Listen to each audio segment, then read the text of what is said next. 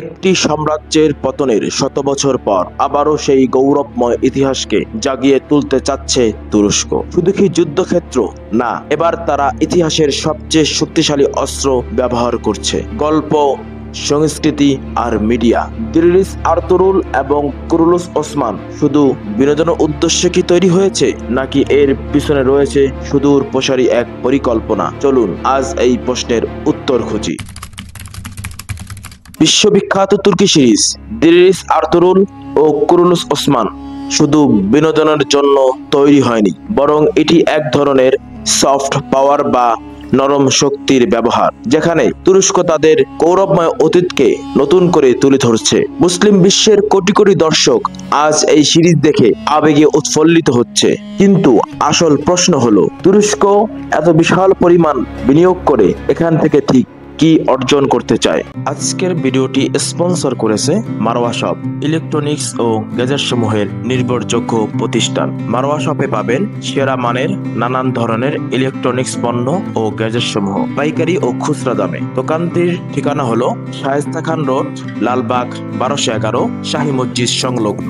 Order করতে call করুন স্ক্রিনে দেওয়া নাম্বারটিতে, আর অনলাইনে অর্ডার করতে ভিজিট করুন মারওয়া শপ ফেসবুক পেজে। লিংক আমাদের কমেন্ট বক্স ও ডেসক্রিপশন বক্সে দেওয়া থাকবে। তুরস্কের প্রেসিডেন্ট এরদোয়ান দীর্ঘদিন যাবৎ নব্য অটোমানবাদ ধারণাকে সামনে এনে মধ্যপ্রাচ্য ও মুসলিম বিশ্বের একচ্ছত্র নেতৃত্ব নেওয়ার চেষ্টা করছেন। দিরিস আর্তুরুল ও কুরুলুস ওসমান শুধু তুরস্কের গৌরবময় অতীতের কথা বলে না, বরং এটি এক ধরনের নতুন রাজনৈতিক ন্যারেটিভ তৈরি করার চেষ্টা করছেন, যেখানে শুধু দেশ নয়, বরং তুরস্ক সকল মুসলিম বিশ্বের ঐতিহাসিক অভিভাবক। তুরস্ক শুধু গল্প আর সংস্কৃতির উপর নির্ভর করছে না, বরং তারা সামরিক দিক থেকেও অভাবনীয় উন্নতি করছে। বিশ্বের সবচেয়ে শক্তিশালী ড্রোন বাইরাক্তার TB2 তৈরির মাধ্যমে তুরস্ক আজ রাশিয়া ইউক্রেন যুদ্ধ থেকে শুরু করে আজারবাইজান ও আর্মেনিয়া যুদ্ধ পর্যন্ত গুরুত্বপূর্ণ ভূমিকা রাখছে। তাহলে কি নতুন অটোমানবাদ সাম্রাজ্যের সূচনা হলো? প্রিয় দর্শক, বর্তমানে তুরস্ক বিশ্ব রাজনীতিতে গুরুত্বপূর্ণ অবস্থান তৈরি করেছে। মিডিয়ার মাধ্যমে তারা তাদের গৌরবময় অতীতকে পুনর্জীবিত করছে। দিরিস আর্তুরুল ও কুরুলুস ওসমান সিরিজের মাধ্যমে তারা কোটি কোটি মুসলিমের হৃদয় জয় করেছে।